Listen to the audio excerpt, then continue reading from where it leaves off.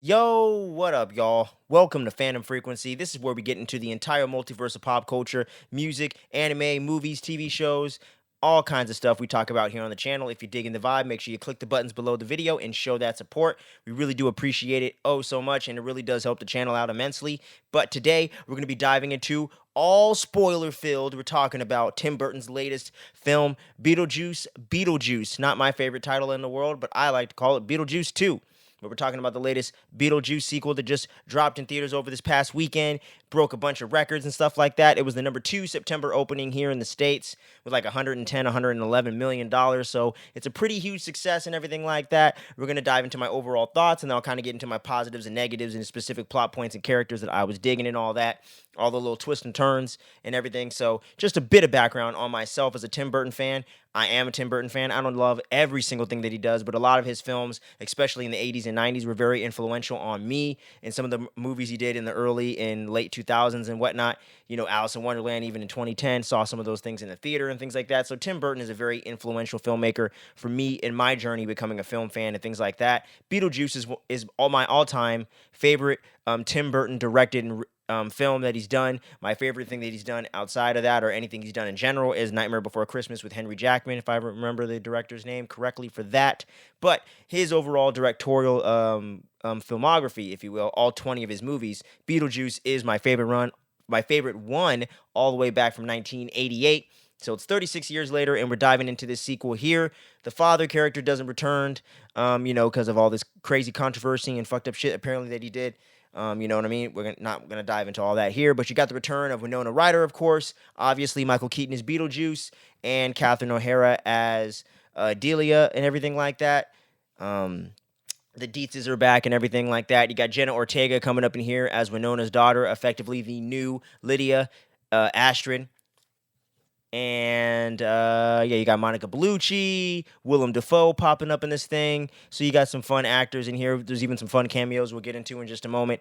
But overall, I will say that my overall thoughts on this film, I enjoyed it. I do think it has some issues with it structurally and things of that nature. I think there could have been some more development for some of the characters as well. It does get a bit crowded in places. The zany energy and it not having this exact, very like through line type of format to it does fit into the style of the original film, but the original film still had a little bit more focus within the script and within the writing and kind of the overall plot. There wasn't as many subplots going on, so you did get a little bit more time to connect with the characters and really get a sense for the vibe of the afterlife and the world that he was creating within that original film, and you really got a sense in different vibes of Beetlejuice, where this one I don't really necessarily think you get the full spectrum of what Beetlejuice can give you. But with Michael Keaton being 70 some years old, that might have limited the performance a little bit. Maybe they felt that he doesn't necessarily have that same energy and vibe that he can bring to the set over and over and over again, take after take. So some of these things in real life,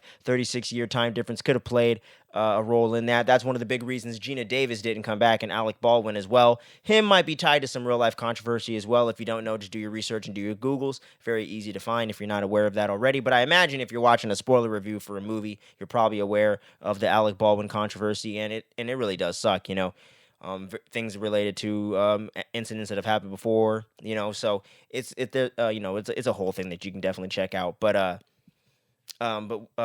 was even an interview with Gina Davis, and she was explaining, like, ghosts don't age, so it's kind of hard to come back and play the same character if she's 30 some years, almost 40 years older than she originally was in that film. So I do kind of understand how you couldn't have that main couple from the original film back that we kind of fell in love with and was really connected with on the journey and the story of discovering the afterlife and what death is really like in this world, and the whimsical and kind of fucked up and zany nature of it. All of that does come back to play a little bit, though, when you get characters like Astrid, Jenna Ortega's character, and things like that, going to the afterlife, getting tricked into losing her life by her little love interest and things like that. There was a lot of really interesting twists and turns in that regard, and a lot of fun to be had overall in the afterlife, and I like getting to expand and see some different corners of it, getting to see what Beetlejuice was getting into, having a job of sorts. I thought was a lot of fun and things of that nature. And Willem Dafoe's character is the best new addition when it comes to the afterlife and those things, and that was one of my main big things about the movie I really loved, and I could definitely throw him into my positives for sure. Really loved his performance and just him being a actor that was a cop that died that still is kind of like portraying a cop and being like an actor in a certain sense, having his cue cards and all these different funny different bits throughout the movie. That was some of the best humor and some of the better fun moments in the movie that felt definitely ripped right out of that original film back in '88. So I really thoroughly enjoyed what Willem Dafoe was bringing to it. But yeah, overall, I had a good time with it, but I do think the film was a bit flawed. So I will actually get into my negatives and then ended up with all the things I really enjoyed about the film. Like I alluded to earlier in my general thoughts here, when it comes to my negatives or critiques of the movie, I think the overall character development in this film is just a bit lacking. Some a lot less so than others, but I do think there's a little bit of character development that needed to be punched up for all the characters. And maybe if we streamline the story a little bit, you could have had more time to do so, especially with characters like Lydia Deetz, played by the great Winona Ryder, of course. Her relationship with her boyfriend was very generic, been there, done that. I also feel like Lydia wouldn't be. I get she was in a vulnerable state, losing her husband, which was actually her daughter's father, her biological father, and things like that. And I get that would leave you in a more vulnerable state, maybe feeling a little more needy or clingy, or feeling like you need to kind of deal with some BS just in order to have someone by your side, and just to be able to have someone to have some to accompany you, and just to have that companion there, because it's a crazy thing dating in the world of 2024 or 2023, whenever the hell this movie takes place. So I do understand that to a degree for all different age groups, and being an adult about to get in my 30s, I can definitely relate to this a little bit more and get what they were going for, but don't necessarily think that was executed quite as well and wasn't delved into enough in a nuanced way with Justin Theroux, her character. I'm totally forgetting his name. Damn. I can't even remember the character's name, but that goes to show you right there where I don't think Justin Theroux's character overall was really working for me that well. He just felt very just one note, very generic. He had a couple funny lines, like the way that he actually summoned Beetlejuice, thinking that she was just going crazy, and the whole sequence with him dancing in the wedding when Beetlejuice had everybody lipping along to a song once again, but in a much different genre than the first one with the Deo song and all that stuff from the iconic dinner scene. They definitely recreate some fun moments with that here. And Justin Theroux does deliver on some of the physical humor for sure. And the whole therapy scene, he does a great job. So I do think he's funny and definitely entertaining to watch in certain sequences of the film, and does give an overall solid performance. But I do think his character is just so one note, and I just can't relate to him or even dislike him enough to even be fully invested in rooting against him either. So he's just kind of in this weird middle kind of limbo for me overall as a character. And Lydia, I enjoyed in the movie, especially her interactions with Jenna Ortega, her daughter, Astrid. Those interactions to me played a lot more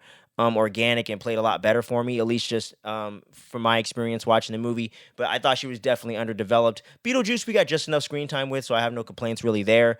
Astrid, I thought definitely her relationship with the boyfriend that turned out to be just some crazy psycho murderer that killed his parents back in the 90s or the early 2000s, and now he's trying to trick Astrid into getting his life switched for hers and everything like that with this loophole, according to the guide of the afterlife or whatever that she actually found in his room. And I thought that was a nice hint of things to come without spelling it out for you per se, because I thought maybe he went into the old house and got the book and got it from the attic, and maybe he was like a weird stalker or obsessed with the family, or someone in his family was deceased, or he could be deceased himself. But his overall motivation and what he was trying to do, I didn't necessarily see coming from a mile away. But I don't think him and Astrid's relationship was developed enough for me to fully buy into it and get really fully invested into it. And I don't think that even her as a character got enough screen time really in that nuanced way for me to really get with her in more of the teen angst she was going for. I understood how it works and what he was going for, and it made some logical sense because her mom can't see the father in the afterlife and all that. But I also found that a bit convenient just to create a little bit of a conflict between the two characters without creating more things around that in a more nuanced or a way that you could really sink your teeth into. So I just feel like a lot of the characters were very underdeveloped, and especially Monica Bellucci's character. I don't even remember her character's name, but essentially the live-action version of Sally, even from the way that she puts herself back together with the staples and with the stitches and all that other shit going on, with the way Sally in Nightmare Before Christmas would, use her severed limbs essentially to like detach from herself to grab things so that way she could sneak around and do certain things without her father knowing and things of that nature. They kind of play that out in the sequence here, introducing her character, which was kind of cool in and of itself as a visual. But overall, that character had no depth, had barely any screen time, was just seen doing the same thing, just sucking souls out of people over and over. And while we do get a very hilarious joke with the soul sucker, very good time joke, that's where I was like, hell yeah, Michael Keaton still gets this character. But overall, she just didn't have any impact. There was no tension between her and Beetlejuice at all in the movie. There was no tension of her looming presence in the film. She barely had any speaking lines in the movie. And Monica Bellucci is a very accomplished actress, and she's very talented. And I think totally could have handled whatever, would have needed to be done in order to get that over. But I feel like Tim Burton just kind of threw his wife into the film without really giving her anything to do. A la a little bit of like early Rob Zombie type stuff. But even he, I think, has done better with Sherry Moon Zombie and giving her real critical roles in the movies that she's been in for the most part, and some iconic and memorable things, and even Lords of Salem with actually better written material for her to really sink her teeth into an actually well developed three-dimensional character. So totally nothing here with her. No development for Willem Dafoe, but it was fun. And overall, I just thought like it just didn't get enough of that development and heart in the overall film to really keep you invested. It's still a lot of fun. And one of my overall positives is definitely going to be Jenna Ortega's performance, Michael Keaton's performance, and Catherine O'Hara's performance. To me, were phenomenal throughout the film and really good. Really got you to connect to their character a lot more to where the writing wasn't doing it, but their overall charisma or their humor or their performance was really winning me over, especially with that in Astrid. The writing wasn't necessarily getting me super deeply involved, but it had enough there with her performance being able to kind of fill in the blanks because Jenna Ortega is such a great performer. She was really able to sell me on it and get me more invested in the character than I would have, because just based on the writing and kind of the direction alone, I don't think I would have quite got there, but the performance definitely, and her chemistry with every actor on screen seamlessly, and everything I see her do is just definitely replicated here in a very flawless way. Michael Keaton definitely hadn't missed a beat for the most part. He was really good in the role once again. He definitely didn't feel like he was trying too hard, but it just doesn't have quite the magic of seeing it the first time. Of course, with something being that iconic and over 30 years, it's going to be hard, and you're always going to kind of compare it to the original, but still a very good performance. Definitely a thumbs up from me.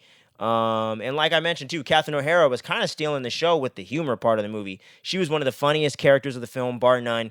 Really didn't miss a beat, really just sunk back into that character like it was yesterday, and I think she did such a phenomenal job with that, and her getting bit by the snakes and effectively dying, so Lydia losing both of her parents in the same movie, but still being able to have a connection to them through being able to commune in the afterlife, was a lot of fun and whatnot. And the whole Soul Train gimmick definitely was a very lazy black joke. I'm not upset and pissed and like offended, but come on, Tim Burton, we can do a little better.